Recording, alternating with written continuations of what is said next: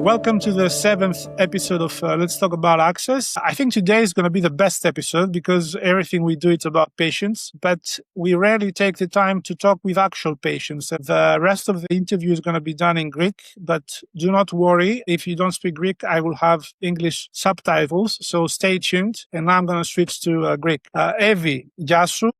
Σε ευχαριστώ πάρα πολύ που πήρες τον χρόνο να συνδεθούμε. Να πω τώρα για την Εύη ότι είναι ένα από τα αστέρια ασθενείς που γνώρισα στην αιμοκάθαρση της Diaverum, με μια συνεργασία που έχουμε και είχαμε με Diaverum με τα προβλήματα ή τις νέες φίστουλες ή να κάνουμε φίστουλες, να λύσουμε κάποια προβλήματα. Και η Εύη ήταν μία από αυτούς τους ασθενείς που κάναμε, που είχε για κάμποσο καιρό κάποια θέματα με ένα μόσχευμα που, αν θυμάμαι καλά, δεν δούλευε καλά. Τελικά της κάναμε μια φίστουλα, ήταν έτσι πολύ motivated να της κάνουμε μια φιστουλίτσα αριστερά, την κάναμε, δούλεψε και τελικά 1η Απριλίου είχε τη μεταμόσχευσή της και πλέον δεν είναι σε αιμοκάθαρση. Επειδή η Εύη είναι και αθλήτρια και με πολύ χαρακτήρα και θέληση και ζωντάνια, έτσι γεμάτη ζωή, νομίζω είναι από τα καλύτερα άτομα που μπορούσαμε να κάνουμε μια κουβεντούλα για το πώς βλέπει ο ασθενής, ο αιμοκαθαρώμενος ασθενής, τη φίστουλα, τα προβλήματα και αυτή την ταλαιπωρία που περνάνε καθημερινά. Εύη, τι γίνεται, πώς πάμε? Πλέον είμαστε καλύτερα, πάνε καλά, σιγά βρίσκουν τον δρόμο τους. Είναι ένα δύσκολο κομμάτι θέμα της αιμοκάθαρσης όσον αφορά τις φίστουλες. Εμένα τουλάχιστον. Πόσο καιρό ήσουν σε αιμοκάθαρση, Εύη? 7 χρόνια και 2 μήνες. Είμαι από τους τυχερούς ανθρώπους, ακόμα περισσότερο. Συνήθως είναι περισσότερα χρόνια. Αν είσαι σε λίστα αναμονής, είναι πολλά περισσότερα χρόνια. Εγώ είμαι από τους τυχερούς και λόγω μάλλον ηλικία, λόγω καλής υγείας, κανείς δεν ξέρει. Εύη, ξεκίνησες με καθετήρα? Ξεκίνησα, όχι, δεν ξεκίνησα με καθετήρα. Έβαλα καθετήρα στην πορεία. Ξεκίνησα με φίστουλα, η οποία δεν πέτυχε. Έχω κάνει 17 μπαλονάκια πάνω στη φίστουλα. Ανά 2 μήνες έκανα χειρουργείο, γι' αυτό λέω ότι ταλαιπωρήθηκα αρκετά. Γιατί για εμάς τους ασθενείς, φίστουλα είναι η ζωή που κρατά την αιμοκάθαρση. Δηλαδή, χωρίς τη φίστουλα, ένας άνθρωπος 25 χρονών,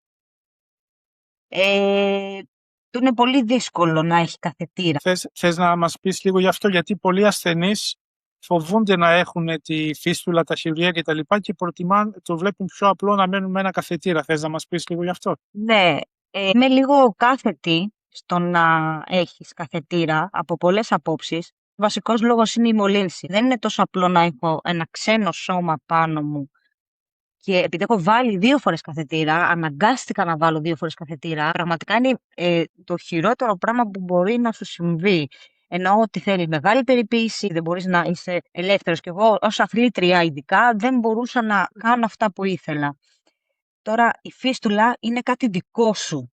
Είναι ένα πράγμα που είναι μέσα στο χέρι σου, δεν σε εμποδίζει πουθενά, δεν σε ενοχλεί. Μπορείς να κάνεις ό,τι έκανες πριν, με μία μικρή, ας πούμε, λεπτομέρεια. Δεν πρέπει να την πιέσεις. Αυτό είναι όλο. Η πρώτη φίστουλα χρησιμοποιήθηκε καθόλου που είχε στα 17 μπαλονάκια που είπες? Ναι, χρησιμοποιήθηκε με μονές βελόνες, συνέχεια δηλαδή με μονή βελόνα, μια αντλία τώρα 150-200 ίσα-ίσα για να μπορέσουμε να σώσουμε ό,τι σώζεται. Τέτοια αιμοκάθαρση. Μέχρι που σε κάποια φάση ταύτισε. Και είναι πάρα πολύ λογικό. Με 17 μπαλονάκια ήταν αναμενόμενο. Και μετά βάζουμε καθετήρα. Την πορεία δεν μπορούσαμε να βρούμε αγγεία, δυσκολευτήκαν. Από εκεί εν τέλει βάλανε μόσχευμα. Πάλι ξένο σώμα, αλλά πάλι μέσα στο δέρμα σου. Και σου δίνουν ένα περιθώριο τύπου 3 με 5 χρόνια. Και αυτό θέλει μεγάλη προσοχή. Ακόμα μεγαλύτερη προσοχή. Όχι επειδή είναι ξένο σώμα. Τουλάχιστον αυτά που μας λένε σε εμάς. Όσο στο θέμα πίεση, θέμα να σκονοβάρει, βουλώνει πιο εύκολα. Και το μόσχευμα πόσο καιρό το είχες? Το είχα νομίζω 3 χρόνια. Βέβαια στο μόσχευμα και σε αυτό έκανα μπαλονάκι. Εμείς στη φίστουλα όμως κάναμε τη φίστουλα και μετά κάναμε ένα μπαλονάκι. Κάναμε ένα μπαλονάκι το οποίο απλά μετά δεν ξαναχρειάστηκε. Το φοβόμουν της κατασκευής, επειδή έχω πολύ λεπτά αγγεία, πάρα πολύ λεπτά αγγεία. Εμείς κάναμε φίστουλα στο αριστερό χέρι, ξανά. Λέμε και την αλήθεια, εγώ δεν το περίμενα. Κάναμε τη φίστουλα, κάναμε ένα μπαλονάκι κοντά στην αναστόμωση και μετά τέλος. Μέχρι και σήμερα δεν χρειάζεται γιατί μεταμοσχεύτηκα. Αυτά όμως δουλεύει κανονικά, δεν με ενοχλεί. Ίσα-ίσα που έχει μεγαλώσει κι άλλο. Δηλαδή, τι θα συμβούλευες στους συναδέλφους ασθενείς που φοβούνται το χειρουργείο, θα τους έλεγες? Εγώ αυτό που έχω να πω είναι ότι ο φόβος μερικές φορές μας πάει πάρα πολύ πίσω. Και πονάμε χωρίς λόγο. Αν υποθέσουμε ότι φοβούνται ότι θα πονέσουν, που δεν πονάς γιατί κοιμάσαι, έτσι, δεν πονάς και στο μετά. Δηλαδή είναι ένα χειρουργείο το οποίο επουλώνεται πάρα πολύ γρήγορα, δεν σε πονάει, ίσα που με το που ξεκινήσει να τρυπιέται η φίστουλα, βλέπεις ότι είσαι πολύ ok με αυτό. Δηλαδή συνεχίζεις και προχωράς και δεν σε ενοχλεί κάτι. Ενώ ο καθετήρας είτε το οτιδήποτε άλλο, θα δεις στην πορεία ότι θα έχεις προβλήματα. Η φίστουλα είναι κάτι το οποίο δεν σου δημιουργεί πρόβλημα, έχεις καλύτερη υγεία, έχεις μεγαλύτερες αντλίες, καλύτερη κάθαρση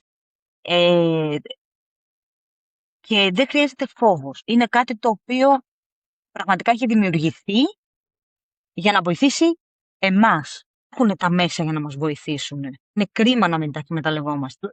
Δεν μου λες, αυτό είναι ενδιαφέρον τώρα που λες. Και ντύσει, αρχή πονάνε λίγο πιο πολύ και μετά όσο περνάει ο καιρός δεν τις αισθάνεσαι τόσο τις βελόνες στη φίστουλα όταν σε παρακολουθεί. Ναι, δηλαδή στην αρχή, επειδή ακόμα το αγκείο είναι πολύ πιο μικρό, δεν έχει πάρει τα πάνω, ίσως να δυσκολεύονται είτε να τρυπήσουν, είτε γενικότερα να πονάει λίγο, να χρειαστεί να βάλεις μία μονή, να βάλεις μία διπλή, βάζεις χαμηλές αντρίες, βλέπεις λίγο, τα οποία θέλουν χρόνο. Είναι πάρα πολύ λογικό εκείνες τις μέρες το πολύ, αναλόγως βέβαια και τα χέρια, αναλόγως τα αγκία και όλα αυτά. Τι να πω τώρα, είναι εβδομάδες. Μιλάμε για 2-3 εβδομάδες. Αυτό δηλαδή δεν κρατάει πολύ. Μετά όμως βλέπεις ότι σε βοηθάει. Βλέπεις ότι σε τρυπάνε, μερικές φορές δεν το νιώθεις ή και να το νιώσεις είναι ελάχιστο. Θα κάνεις μια αντλία, 400 αντλία. Δηλαδή κάνεις μια πάρα πολύ καλή κάθαρση και έχεις καλύτερη υγεία. Είναι λογικό λοιπόν να προχωράσεις έτσι. Θα πονέσεις για λίγο, στην πορεία αυτό θα φτιάξει. Ενώ ο καθετήρας σε ενοχλεί συνεχόμενα. Ο καθετήρας δεν πονάει, δεν υπάρχει πόνος στον καθετήρα. Ίσως στην αρχή που έχει τα ράματα, είσαι πρισμένος, είναι εδώ πάνω σου. Αυτό στην αρχή πονάει. Δηλαδή και τα δύο στην αρχή θα πονέσουν. Πρώτο ο καθετήρας, τότε το χέρι, γιατί τρυπάς το δέρμα. Να λέμε τις αλήθειες. Απλά τι γίνεται τώρα με τον καθετήρα? Ο καθετήρας, επειδή έχει να κάνει με μολύνσεις, και πέρα που είσαι OK, μπορεί ξαφνικά να μολυνθείς και να μην ξέρεις τι να κάνεις. Αν ο καθετήρας χαλάσει, λώσει, μολυνθεί, δεν έχεις μετά άλλη δεύτερη επιλογή. Μετά ξεκινάνε τα δύσκολα κομμάτια με τον καθετήρα. Γιατί άμα μολυνθείς, είναι μέσα στο αίμα σου. Εύη, αυτό που είπες με τις ροές, πώς το καταλαβαίνετε εσείς? Γιατί ξέρω ότι από τη δικιά μας μεριά θέλουμε να έχουμε καλές ροές στην αιμοκάθαρση 350-400 για να γίνεται καλή κάθαρση. Αλλά βλέπω ότι μερικοί ασθενείς φοβούνται γιατί θεωρούν ότι άμα ανεβάζουν πολύ τη ροή της αιμοκάθαρσης μπορεί να κουραστεί η καρδιά, να κουραστεί η φίστουλα και όλα αυτά τα πράγματα. Ναι, δεν ισχύει. Η μεγάλη ροή ουσιαστικά βοηθάει το αίμα να κάνει, να κινείται με μεγαλύτερη ταχύτητα, ώστε να μου καθαρίζει περισσότερο τις τοξίνες που έχω. Εμείς αυτό το αισθανόμαστε μετά. Εκείνη την ώρα στο μηχάνημα δεν θα το καταλάβω. Θα το καταλάβω πολύ μετά. Θα το καταλάβω μετά όταν θα πάω σπίτι μου και θα νιώσω μια ωραία αίσθηση ότι δεν με κουράζει, ότι δεν έχω πονοκέφαλο, ότι έχω περισσότερη ενέργεια. Άρα έχω κάνει καλή κάθαρση.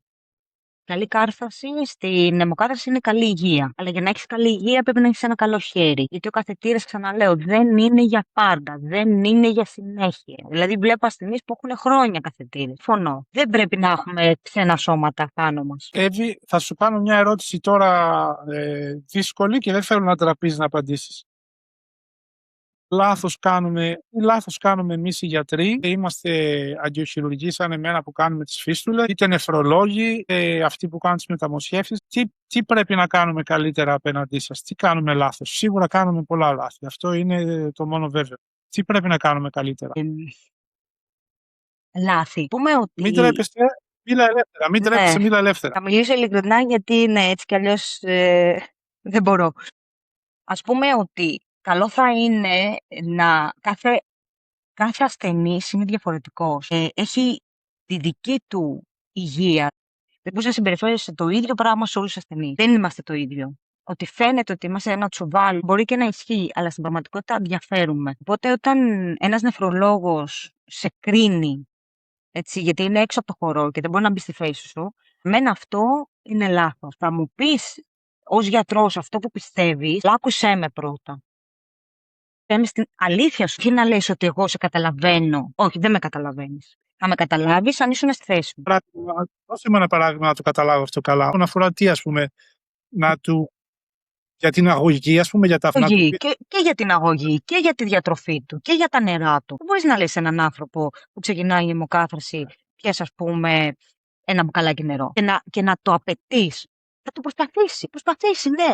Βρες του δεύτερη λύση, βρες του τρίτη λύση. Οπότε αυτό που βλέπεις είναι ότι πάει ο νεφρολόγος, ας πούμε, και θα πει τα ίδια σε όλους τους ασθενείς, σχετικά αν ένας ασθενής είναι πρόσωμος, άντρας, γυναίκα, μικρός, διψάει, δεν διψάει, Ναι, εγώ αισθανόμουν τις περισσότερες φορές ότι ο γιατρός στα τόσα χρόνια, και τον τελευταίο καιρό, υπάρχει επειδή άλλαξα μονά, έχουν κάποιες διαφορές. Το μεγαλύτερο ποσοστό είναι ότι σε τσουβαλιάζει, περνάει στην επίσκεψη, ας πούμε, και σε ρωτάει σε καλά, εντάξει. Ή και όταν θα του πεις κάτι, λέει, ας ήξερα, εσύ φταίει. Όχι, δεν θα έρθεις να γυρίσω να μου πεις εγώ. Θες να μου πεις εγώ φταίω, αλλά κάτσε στη θέση μου, βίωσέ το, μετά πες με εσύ φταίς. Δείξε με με το δάχτυλο. Πρώτα είναι η συμπεριφορά, μετά είναι η υγεία των νεφρών. Εγώ, αν ήμουν γιατρός, θα προσπαθούσα να έχω μία σύνδεση με τον ασθενή, ώστε να μπορώ να του εξηγήσω 5 πράγματα, να τα καταλάβει.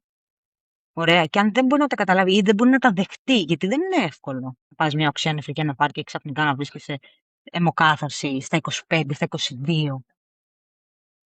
Και να λες, ωραία, τι κάνω τώρα, και να έρχεται γιατρός, καθηγητής γιατρός, και να σου λέει, έτσι, η ζωή σου τελειώνει εδώ. Δεν κάνεις αυτά που κάνεις. Τίποτα, αυτό ήταν, πάει η ζωή σου. Αν δεν έχω ψυχική υγεία, πώς θα με φτιάξεις τα νεφρά. Το ίδιο ισχύει και με τους χειρούργους, βέβαια, έτσι. Τους διέψευσες όμως όλους, Εύη, Ναι. Τα αθλήματά σου τα έκανες κτλ. Για πες τώρα και για εμάς τους αγγλικιουργούς, Το ίδιο ισχύει και με εσάς, όχι σε όλους, έτσι, γιατί υπάρχουν και εξαιρέσεις στον κανόνα. Οι εγκυχειρούργοι είναι σε φάση ότι σου κάνουν ένα καθετήρα για να ξεμπερδεύουν. Αυτό είναι η λύση τους. Είναι μπαμ μπαμ, σου λέει.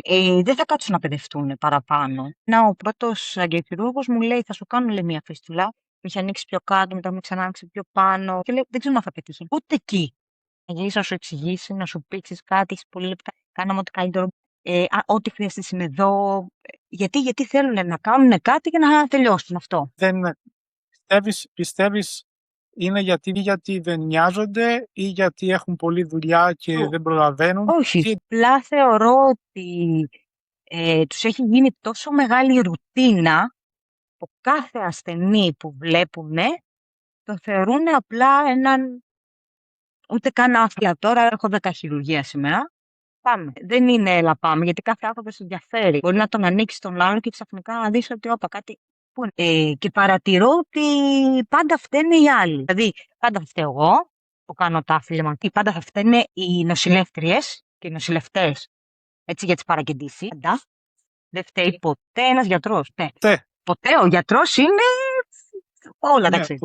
Ποτέ ο γιατρός. Όλοι οι άλλοι εκτός από εμάς. Έτσι είναι. Αλλά ξαναλέω, υπάρχουν και εξαιρέσεις. Ο ασθενής είναι ο μόνος ο οποίος έχει δικαίωμα, γνώση και εμπειρία για να τα πει αυτά. Μας απέδειξες όλους λάθος, γιατί και τα σπορ σου τα έκανες και τη φίστουλα την έκανες και τη μεταμόσχευσή σου την έκανες και σε παραδέχομαι. Αυτό που λέω, καταρχήν αυτό που σκέφτομαι συχνά είναι ότι μπορεί σήμερα να είμαι χειρουργός, αλλά πολύ εύκολα αύριο μπορεί να είμαι εγώ στο τραπέζι και να με χειρουργήσει κάποιος άλλος. Ναι, και δεν το σκέφτονται πολύ αυτό, να ξέρετε. Βρεθώ στη θέση σου, που φαντάζομαι το αίσθημα που έχετε όταν σας φέρονται έτσι είναι αίσθημα απόγνωσης. Ότι είσαι στα χέρια κάποιου που τον έχεις ανάγκη και νιώθεις ότι εντάξει, για αυτόν δεν τον νοιάζει και πολύ, δεν τρέχει και τίποτα. Και πραγματικά πρέπει να είναι μεγάλο αίσθημα απόγνωσης όταν γίνεται αυτό. Ελπίζω και αυτό που κάνουμε σήμερα λίγο να βοηθήσει για να αλλάξει λίγο ο τρόπος που συμπεριφερόμαστε. Εγώ αυτό που θέλω να σου πω είναι ότι έχω ένα απέραντο σεβασμό για σένα και για αυτά που έχεις καταφέρει, γιατί αυτά είναι άθλος. Το γεγονός ότι δεν σε πήρα από κάτω και κατάφερες να είσαι τόσο active και να κάνεις τα αθλήματά σου και όλα αυτά θέλει μεγάλο τσαγανό και είμαι σίγουρος ότι θα συνεχίσεις έτσι και θα πας πολύ καλά και εμείς και οι συνάδελφοι αυτοί που ξέρω τουλάχιστον και που ασχοληθήκαμε τους τελευταίους μήνες θα είμαστε εδώ και για σένα και για όλους να σας βοηθήσουμε, γιατί ο ρόλος του γιατρού βασικά δεν είναι να κάνουμε ένα χειρουργείο ή να δώσουμε χάπια. Ο ρόλος του γιατρού είναι να βοηθήσουμε κάποιον που βγήκε έξω από την ενεργή ζωή για κάποιο λόγο, να τον βοηθήσουμε να ξαναγυρίσει στην ενεργή ζωή και να απολαύσει τη ζωή του και να είναι ένας ευτυχισμένος άνθρωπος, όπως το είπες. Αυτό πρέπει να είναι ο στόχος μας. Οπότε γι' αυτό λέω ότι πρώτα είναι το κάνε με να μ' αγαπήσω και μετά εγώ θα βοηθήσω τον εαυτό μου. Ό,τι και να μου λες, δεν θα το κάνω αν δεν με αγαπάω για να το κάνω. Αυτό εκεί πρέπει να βασιστούμε. Και αυτό είναι γενικά. Δεν είναι μόνο για τα θέματα υγεία. Οπότε αυτό ήταν το 7ο επεισόδιο του podcast. Ελπίζω να είναι το πιο χρήσιμο και το πιο διδακτικό για όλους, κυρίως για μας τους γιατρούς που έχουμε λίγο το σύμπλεγμα του Θεού και νομίζουμε ότι εμείς είμαστε και κανένας άλλος. Ξεχνάμε ότι είμαστε εδώ για να φροντίζουμε τους ασθενείς, οι οποίοι θα μπορούσαν να είναι κάποιος. Θα μπορούσαμε να είμαστε εμείς οι ίδιοι, η μάνα μας ή ο πατέρας μας ή οποιοδήποτε άλλος. Σε ευχαριστώ πάρα πολύ. Εγώ ευχαριστώ πάρα πολύ.